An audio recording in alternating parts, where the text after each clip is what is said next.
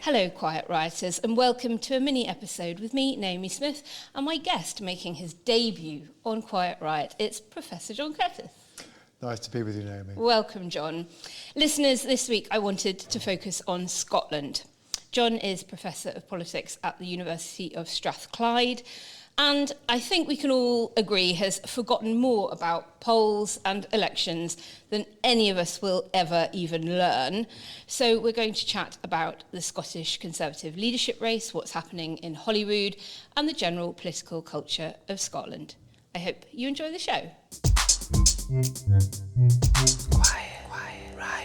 John, before we get into any of the specific topics, I wanted to ask you about the political culture of Scotland in comparison to the UK in general.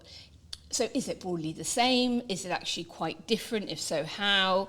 And I ask because when I delve into the cross breaks of polls that we commission at Best for Britain, I'm often struck by how similar the Scottish cross break is to the London one, because we usually poll internationalist-y kind of issues about sentiment towards immigration or freedom of movement or the liberalisation of trade and things like that. So I don't know if my view of Scottish political culture is skewed by the kinds of questions we happen to ask, and that actually it isn't very, very different, or maybe it is quite different. So let me just clarify, are you asking a question about levels of support for various propositions and whether or not Scotland is different from England? Or are you asking about the relationship between, for example, age and attitudes in Scotland as compared with England? Well, I think both is interesting, but maybe more the former. Right, okay, well, let's start with the first one. There's obviously a sense in which the political culture is different in that there is a question that is at the centre of Scotland's political debate that does not exist south of the border, and that, of course, is the constitutional question. And the constitutional question has in recent years become very prominent in Scotland's political life, and to that extent at least seemingly washes other things out. Beyond that, what we can say? Well, the answer is that Scotland is probably a little more different than most unionists would like, but not as different as many nationalists would like to imagine. So let's take, for example, Scottish social attitudes, like British social attitudes, ask pretty much every year questions designed to measure whether people are on the left or on the right, whether they are relatively socially liberal or relatively socially conservative. I mean, on the left-right dimension, Scotland usually emerges as a little bit more left-wing than England, but not dramatically so, and not as dramatically so as you might imagine, given the difference, usually at least, between the level of support for the Conservatives in England and the levels of support in Scotland. The gap in terms of whether people are on the left or the right is not as marked as you might imagine, essentially because the Scottish Conservative Party is not as successful at picking up voters who are ideologically on the right as is their counterparts south of the border. Equally on attitudes towards taxation and spending, it's not actually true every year, and certainly the cycle of attitudes is much the same. So when, for example, New Labour turned on the spending taps at the first decade of this century, Scotland began to move away from wanting more taxation and spending in much the same way as England did. And then the move more recently in the opposite direction again is to be found on both sides of the border. That said, in most years you find just, there are about 3-4% more people saying more taxation and spending, but it's not as dramatic. And given, as it were, Scotland now, certainly on taxation, has a rather distinctive regime, at least on income tax. Again, perhaps not as much as you might imagine. On some of the other issues, the one issue where I imagine you still get a different answer is asking people their attitudes towards Brexit, which is, as it were, your central issue. Indeed. Because although public opinion across the UK has moved somewhat in a pro-Remain direction, it's not been a dramatic change.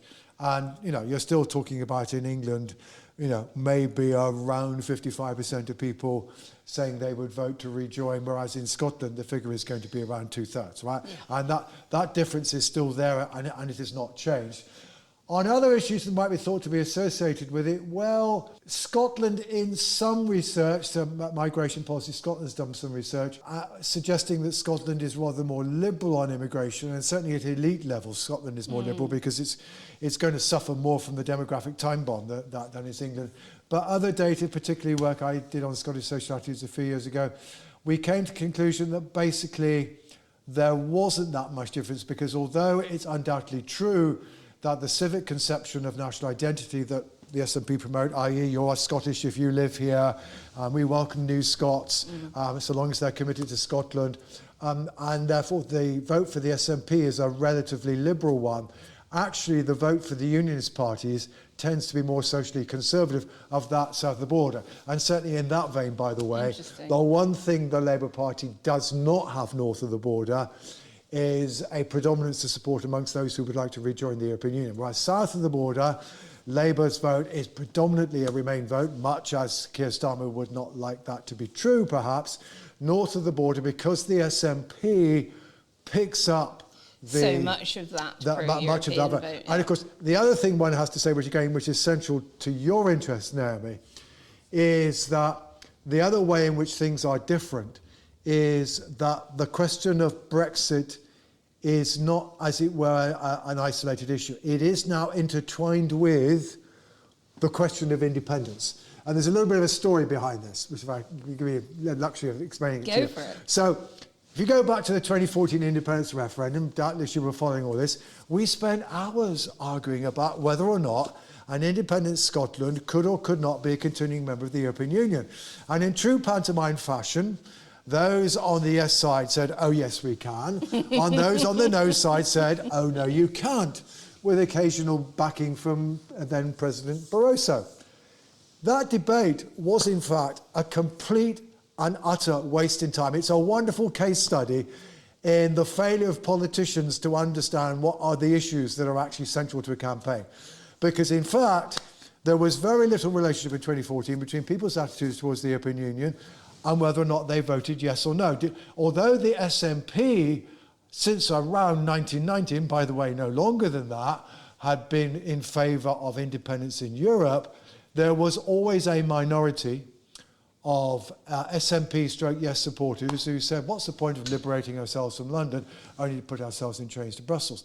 If you fast forward to the 2016 Brexit referendum, there was no relationship between how people voted in 2014 and how they voted in 2016. But since then, basically there is majority support for independence amongst those who would vote Remain. It's around 55 to 60%, depending on how you measure it, whereas those who would still vote to leave the European Union, it's in some surveys as low as 20%. So the two issues are now intertwined. So therefore, I mean, the question of Brexit has fundamentally changed what the independence debate is about, and we might want to come on to that. But it certainly therefore also means that how people view Brexit has a dimension to it that will not be found elsewhere in the UK. I thank you for that. That is absolutely fascinating. And certainly I felt at the election that's just been in July 2024 general election, that there were certainly some 2019 SNP voters who had been new to the SNP then over the Brexit issue, who were maybe thinking of returning to Labour. Yeah, it's not because they changed attitudes toward Brexit, but because of the SNP's particular political differences, which are numerous. On the political culture of Scotland being ever so slightly different, I suppose one of the things that we noticed over the summer with the riots in Northern Ireland, in England, and even in the south of Ireland, is that there were many Scottish commentators saying, but not in Scotland, not in Scotland. Yeah. I think there was one very early on pro-immigration rally that a few anti-immigrationists turned up to, and there was some scuffle. Mm-hmm. But what's your view on that? Is the far right broadly an English phenomenon within the UK? Well, the organisation that was said to, whether this organisation now exists or not, we don't know, but certainly, as it were, what I call the political network that was said to have been principally responsible for promoting the misinformation about the perpetrator of the Southport murders was the English Defence League. And the secret is in the name. Right. Okay, I mean, insofar as that was a network of people with a strong sense of English identity, and which is expressed through concern about the cultural impact of immigration, particular antipathy perhaps particularly to Muslims, which is a long-standing issue with those of the so-called far right. The network that was organising it, that basically doesn't exist in Scotland. But I mean, I think there are a couple of other considerations. One of which you might think is trite, but actually is non-trivial. The first, of course, is that the Muslim population, particularly in Scotland, is much lower than it is south of the border. About 2% of... Well, yeah, sure, but even in Glasgow, where it's the largest, it's about 7%. Now, somewhere like Birmingham, it's around 1 in 3 of the population, right? So the Muslim, I mean, and really, it's outside the south side of Glasgow. It's Scotland's Muslim population, or indeed its ethnic minority population, is not particularly visible. The second thing you have to remember is the weather. Now, you may be thinking I'm joking, but one of the things one needs to realise, if you go through the history of riots in this country, and it's not exclusive to this country, it happens in the summer. Long, hot summer, right? Now, there was a particularly marked contrast this year between the weather here and the weather north of the border. It was cold and it was wet when the riots were going on. I was praying for rain here when the riots were being scheduled. Yeah. Please. So it may seem trite, but I mean, I think the truth is there wasn't the organisation that was behind it, not so important. The particular issue of Muslims perhaps has less resonance north of the border. And God's own water cannon. And God's own water cannon, exactly. That's so funny. I have a Scottish friend, Glaswegian friend, who was telling me about a campaign that I think whatever equivalent of like a Glasgow tourist board was running at the time, years ago, to try and encourage people to visit the area. And they had big billboards up sort of saying, oh, we only have 40 days of rain a year or something. It just happens in July and August. Yes. And he was a keen cyclist, and he said every day I'd be on my commute and there'd be a chap next to me, and for years we pulled up to lights together, pulled away from lights together, never said a word to each other, until this campaign had been running on this big billboard on our route for a couple of weeks, where it had rained non-stop every single day in the summer, when this chap eventually turned to me and said, 40 days, my arse. And he said they were the only words we ever exchanged with one another. John, does the average Scottish voter tend to stick with the party across different types of election, or are they prepared to vote for quite opposing parties on the Unionist Nationalist side, depending on whether it's a Holyrood, local or general election? I'm thinking like I've got a very UKIP auntie, but she will gladly vote Liberal Democrats in the local elections. Wouldn't dream of doing it for a general. Right, okay. So let's disentangle a little bit. Let's first of all compare Holyrood and Westminster. If we go back to the beginning of devolution, which is 25 years old this year, one of the things we discovered very, very rapidly, and as it were, was the first warning sign to unionists that this project wasn't going to work out in quite the way that many devolutionists anticipated, was that people were more willing to vote for the SNP for Holyrood than they were for Westminster. And indeed, that continued to be the case all the way through to the independence referendum. And the SNP were able indeed to win in 2011, just win in 2007, when, in 2010, for example, they pretty still struggled in the Westminster contest of that year. IndyRef changed all of that. All of a sudden, support for the SNP for Westminster, which by this stage, support for the SNP was inflated, was just as high as it was for Holyrood. And the gap disappeared. What seems to have happened more recently with Labour's revival north of the border is the gap has emerged a bit. Certainly the polling up to and including the general election, which was reasonably accurate north of the border, unlike across the UK as a whole, was tending to find, Labour 2-3 points slightly weaker than people said it comes to Holyrood, and the opposite is for the SNP. And indeed, a couple of polls we've had since the election suggest the two parties are at the moment running roughly neck and neck for Holyrood. It's a Holyrood poll. So I was going to ask you about mid-term elections in general. So we are mid-term for the Scottish elections. We're sort of almost there, aren't we? Yes. It's sort of May 2026 yes. To run till. So how much can we really ever learn from a mid-term poll? Is it more accurate to compare mid-term poll with mid-term poll rather than Well, what what are you regarding as the mid-term poll here? Well, halfway. Are you regarding the Westminster poll as the mid-term poll or the Holyrood? The Holyrood. I'm interested in the Holyrood. Well, one. let's come back to your UKIP first of all. Okay. The second thing to say, of course, there is a general phenomenon across the UK, not confined to Scotland, of the Liberal Democrats tending to do better in local elections than in general elections. They would in a general election at the same point in time, right? Although that actually is not as marked north of the border as south of the border. That said, bear in mind, particularly once you get out of the Central Belt, and actually since the introduction of STV, even within the Central Belt, independent candidates can do quite well, and there is still a tendency for people to vote for the person. And certainly once you get out of the Central Belt, that's still markedly the case. So you can be surprised what people might vote for. That said, the 2022 Holyrood local government elections were the first elections that were confirmed that indeed the Labour Party, in the wake of Partygate, had north of the border overtaken the Conservatives, as the opinion polls were saying. So the broad patterns matter. Now, let's now look forward. So clearly there is undoubtedly a lot of, I think the correct word is anticipation, inside the Labour Party, that given the Scottish National Party's difficulties basically since the resignation of Nicola Sturgeon in February of last year, that they may well be able to out-seat at least the SNP, and that in those circumstances perhaps they might be able to run a minority government, although having more seats than the SNP doesn't necessarily mean that you're in a position to run a minority government. Anyway, that anticipation is there, given the way that Labour, they were about 5 points ahead of the SNP in terms of the Westminster vote. Although, bear in mind, Holyrood, PR, not the first past the post system, which has really exaggerated effects north of the border.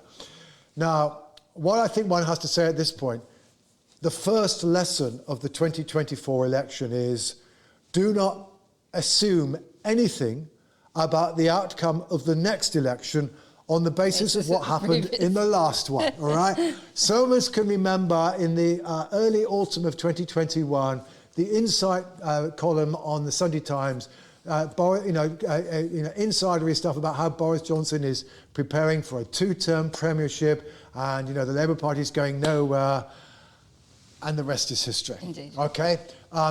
Equally now, we are all frankly on hold about where British and therefore Scottish politics is going. We have a government which, yes, has a large parliamentary majority, but it has a very, very thin electoral base, just 35% of the vote, and which faces a very difficult fiscal challenge, economic challenge, and public services challenge. And where it will be at on that by 2026, who knows? Now, it's also true that those challenges also face the SNP north of the border, and what that means, therefore, is that the crucial battle north of the border, apart from what happens to the reality of public services on both sides of the border, and the reality of taxes on both sides of the border, and the reality of the economy on both sides of the border, will also be a political blame game. Yep. And you can already see it playing out. So the Scottish National Party is saying, we are being constrained by this fiscally conservative Labour government, UK Labour government, right? So, and they are hoping to argue, you tried the Tories, they wasn't any good. You now tried Labour, they ain't any good. The only answer is independence. Now, the Labour Party, of course, are hoping to continue to be able to say, look, the SNP haven't delivered, etc., etc. One reason, undoubtedly, why it will be more difficult for Labour in 2026 is that what they were able to do in 2024 was able to say, right, you hate the Tories in London, you need to vote for us to get them out. Now, actually, you didn't need to vote for them to get them out, but that's another story. You don't like the SNP, you need to send them a message, so you need to vote for us. And that was a strong argument. So they were able to say, vote the plague on their houses. Now, we know from what happened to the Labour Party in Wales, where its vote fell back by 4 points, that basically being in government was bad news in 2024. So, the UK government in London does badly, the Welsh government does badly, and the Scottish government does badly. And I think the difficulty that Labour will have is that message which they were able to deploy so successfully in 2024 will be more difficult. Now, who knows who will win the blame game? Who knows where we are at in terms of the state of British politics? But we are in, I think, frankly, none of us knows what will happen. Maybe it came to me and said, what's going to happen in 20 weeks? None of us knows. Nobody, and anyone knows. Who tries to tell you. And that, again, the other side of the coin is the Scottish National Party clearly want Operation Branch Form to be resolved one way or another, and it's going on a very long time. That's the investigation to the SNP's finances. They, of course, need to be able to suggest to people that they are able to provide leadership and effective government, and there's been doubts about that. Well, we've had the Green Party, which, remember, listeners, is a nationalist party in Scotland. So, I mean, the Scottish Green Party. Well, they're in favour of independence, I think, is how they prefer it. Good correction. They've said they won't back the SNP budget without something significant being in it for them. Is there any chance we might even see an early collapse of the Scottish government? Well, that's always the risk, of course, is that if the government can't get the budget through, and it then, Holyrood would have to vote against the government, to vote of no confidence. So the SNP basically have 63 MSPs. You need 65. Ash Regan is probably biddable. She is Alex Salmon Alva's MSP. They need one. Probably look forward to a deal with the Democrats, would be my guess. That's what's tended to happen in the past when the Greens haven't been willing to pay ball. So you might find some money for the Orkneys or Edinburgh West. At the end of the day, I'm not sure any of the parties will want to precipitate. And particularly because you have to remember, if they do that, unless the precipitation happens within 6 months of the due date of the next election, they would face the electorate again in May 2026. That was deliberately put into the Scotland Act to discourage MSPs from bringing the government down. What is the general direction of travel on the independence question in the polls? Is it shifting at all? As compared with the position basically since about 2019, it's not shifted. You are talking on average in the polls, support for independence running at around 48-49%, just over 50% saying they're in favour. We reached that level on a consistent basis in 2019 in the wake of the whole Brexit debate. There was a spell in the second half of 2020 at the height of the pandemic when we had polls consistently saying yes. That then went back again. And was that a sort of handling issue, a perception of how Scotland was handling the perception basically that Nicola Sturgeon had handled the pandemic better than Boris Johnson, and a small but significant minority of no supporters saying, you know what, we might have handled this a wee bit better if we were running our own show. But that, once the pandemic fell into rearview mirror, that was despair. But the crucial thing to bear in mind, yes, the support for the SNP, it's fell by about 13 points between the resignation of Sturgeon and where they ended up in the general election. So it's fallen a lot more than the independence question. Support for independence has not fallen at all over that period. Right? It's unchanged. Right? So what has happened is that there is a minority of people who would say they'd still vote yes, who, however, are no longer willing to vote for the SNP. Now, some of them wandered off to the Greens and a few to Alva, but the Labour Party picked up a significant chunk of them, and that is a crucial fact. That is the second foundation of Labour's success. The first foundation of Labour's success north of the border and revival is the same reasons as south of the border. It's Johnson and Truss, right? And Labour were already running at about 30% north of the border in the wake of the Liz Truss fiscal event. But then when the SNP started to engage in some self-inflicted wounds and also some externally inflicted ones, then Labour were in a position to profit and to rise a bit more, and they were just picking up enough yes supporters to, in the end, push ahead of the SNP. But it's worth bearing in mind, therefore, that the SNP do potentially, I emphasise the word potentially, that the ability to try and get those yes voters back along the kinds of arguments I laid out earlier. Thank you. We've talked quite a bit now about Labour and the SNP. While Westminster is focused very much on the Conservative leadership election to replace Sunak, of course, the Scottish Conservatives are also in the late stages of choosing their new leader. For listeners less familiar with that race, former leader, the MSP Douglas Ross, resigned back in June so that he could run as an MP in the seat. Oh, no, Didn't he? Is that Well, wrong? he did resign. No, But it's a causal thing. the causal thing is that David Doogie, who was the Conservative MP for what were Murray and became Aberdeenshire and he was Eastern unwell. Murray, he was unwell, and the Conservatives deselected him effectively, and then all of a sudden Douglas Ross stood, having said that he wasn't going to carry on, and then he indicated that he would first of all he was going to resign as Scottish Conservative leader if he got elected,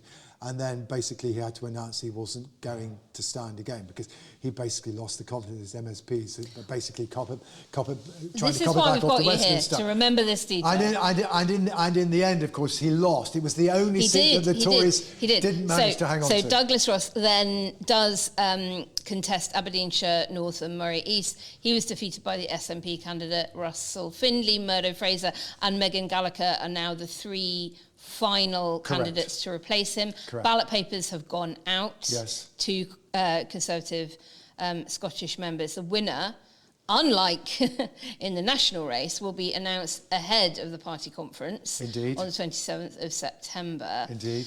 Former leader Jackson Carlo told the candidates yesterday to quit feuding and, quote, wind your necks in. So it does, to me, sound like a very typical leadership race if they're all trying to sling mud at each other at the last minute. John, what is the current state of Scottish conservatism? What kinds of voters still back them? As you say, they actually didn't do terribly in the general election by comparison to places like Wales, where they're wiped out completely. Off the back of all of that, which leadership candidate do you think they're most likely to install? Okay, let's go talk about the state of the Conservative Party first of all. So the Conservative Party in Scotland is basically exclusively unionist. Virtually nobody who is in favour of independence votes for the Conservatives, unlike Labour. It is essentially, like south of the border, it's essentially older voters, people who are more socially conservative, somewhat economically more right-wing. It's what you would expect. It's just that it's less successful. I mean, that constituency, as we said earlier, is a wee bit smaller, but it's also just less successful at getting into it. But the problem the Scottish Conservative challenged, their result for West, you said they didn't do too badly, but in terms of vote share, it was still their worst result north of the border, like it was south of the border. And although Reform did not do as well in Scotland as south of the border, surprise, surprise, the Brexit Party never did either, nor did UKIP, but they still got 7-8% of the vote, basically running a paper campaign. And we are now discovering that around 7 or 8% of voters are saying they would vote for Reform in a Hollywood election. Now, it's 2 years down the track, but, part of the much broader story of Reform now, which I think you all should be watching, is that it does now look as though we're going to get the first serious attempt across the UK as a whole to create a party organisation for Euroscepticism, which is that's been the big failure of Euroscepticism so far. The Liberal Democrats could fall back disastrously, but they could still find one man, one woman and a dog in every constituency to fight a campaign. Whereas the Eurosceptic right have never created that kind of organisational infrastructure. And that therefore means that perhaps if that programme succeeds, by 2026, they may actually have some activists on the ground north of the border. The challenge, inevitably, is above all to the Conservative Party, which at the moment, recent Hollywood polling, 12%, right? But in an STV election, presumably doesn't mean wipeout for them. No, it doesn't mean wipeout, but it does mean that, for example, discussion about Labour's ability to run a government becomes complicated, because a minority government, because they won't want to sup with the Conservatives, but they certainly won't want to sup with Reform, which leaves them stuck with just the Liberal Democrats as principal allies, or maybe the Greens. And they have been in coalition together, the Liberal Democrats and Labour, in recent years. Sure, but with much bigger numbers. The problem is it's not obvious that the Liberal Democrats, who have not made any significant progress of their share of the vote, will have the numbers at the next Hollywood election to take Labour over the line. So anyway, coming back to the Conservatives. So they're basically a relatively small party who now also face the challenge from Reform and with a traditional electorate. Now on to the leadership contest.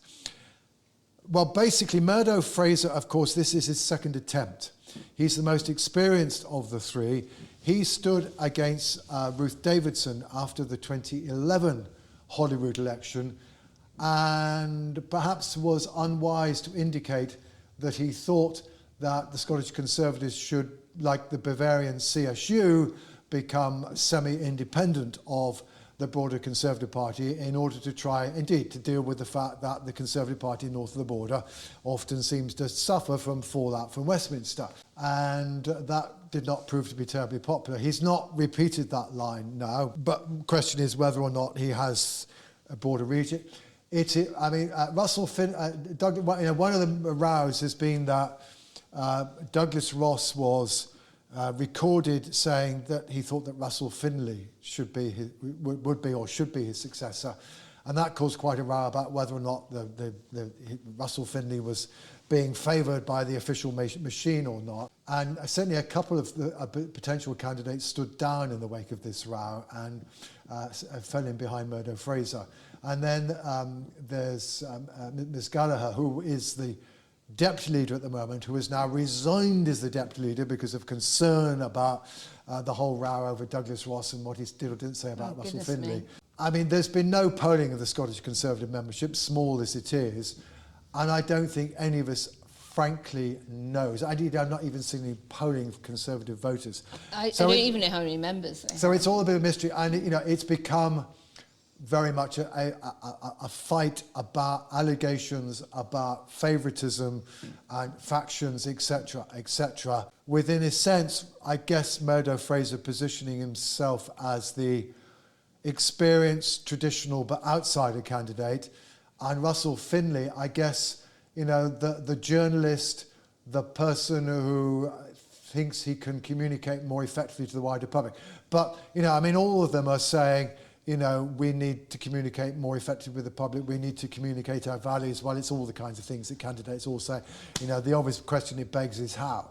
Forgive me not knowing, what voting system do they use? Alternative vote, I think, if I remember rightly. Okay. Oh, well, It's good enough for internal elections. Yeah, sure. Okay, John, we're going to wrap up on Scotland now. I've got 2 listener questions. Mm-hmm. This comes in from one of our listeners called Julia. To what extent, John, do you think pollsters saying the election was sewn up with a Labour landslide meant that people stayed at home in July 2024? It's not an unreasonable hypothesis. We certainly know from previous elections in which it's been obvious who was going to win, most obviously, 97 and particularly 2001, that voters stayed at home. But I think I would argue, that the point is there was rather more of a toxic mix than just that. So part of the mix was, the polls were saying it's all over by the shouting. And although they overestimated Labour's vote share, they were correct so far as the seat outcome was concerned. The second thing is that there's very low levels of trust in politics and politicians, and that we can exaggerate the extent to which that depresses turnout, but it doesn't help. We then also got the fact that there wasn't that much difference between the principal parties in terms of their positions, particularly on things like taxation and spending, Brexit, etc., etc.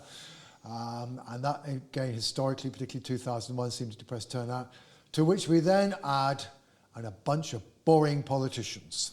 Right?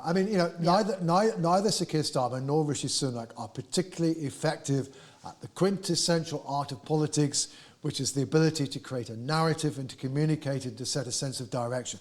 You see now people now complaining about Sir Keir Starmer, it's all doom and gloom, where's the sense of direction? With Rishi Sunak it was, it's one initiative this week, another initiative next week, another initiative on something else next week. That was the style of government that lacked strategic direction, and we're now wondering whether or not Sir Keir is also going to lack strategic direction, right? But the point is, neither of them was popular, right?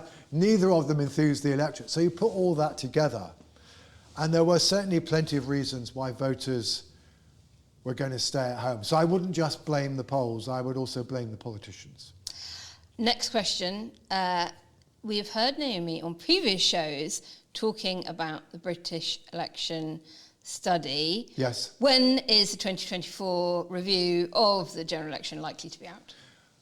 Well, it depends what you mean in terms of the book of the. I mean, I should say first of all, I'm not involved in the British election study. I was once upon a time, but I was actually at a lecture that was given last weekend by the principal investigator on the study at Ed Fieldhouse at Manchester University. So my understanding in terms of a book, because they had almost finished the book with a view to it going out before the 2024 election, but like lots of other people being scuppered, I think they're now going to have something that comes out next year that will at least in part use data from 2024.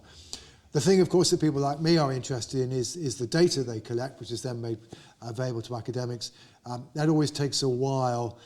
There will be two things. One is a couple of ways that they run a very large internet panel of around 30,000 people. They've released, just after the election, the final version of the data they collected between the local elections and Sunak's announcement, but there will be a campaign wave and a post-campaign wave. I guess from previous experience, we're probably talking about after Christmas, for certainly the second of those. They will also do a random probability face-to-face survey, much more expensive, etc., which is part of the long-run series.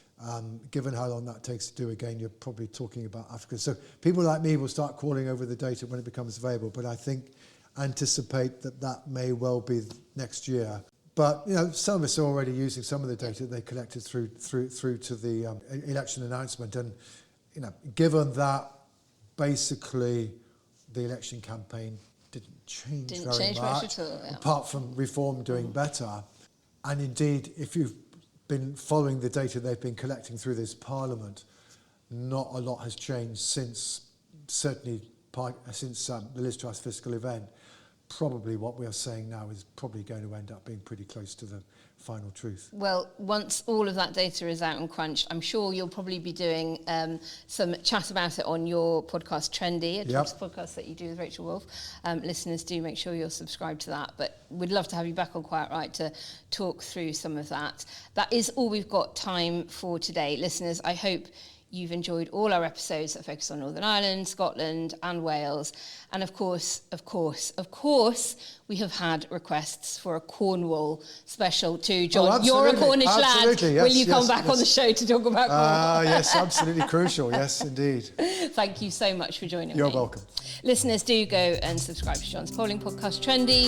And thank you for tuning in once more. Don't forget to like, subscribe, share, follow us if you can, and support us on ko-fi.com/Quiet Riot Pod. We'll be back very soon. Quiet Riot is an audio production by Cooler Heads with Naomi Smith, Andreou and Kenny Campbell. Music by Mariana Sangita. Artwork by Simona Canellu. Quiet Riot is a co-production with SandStone Global.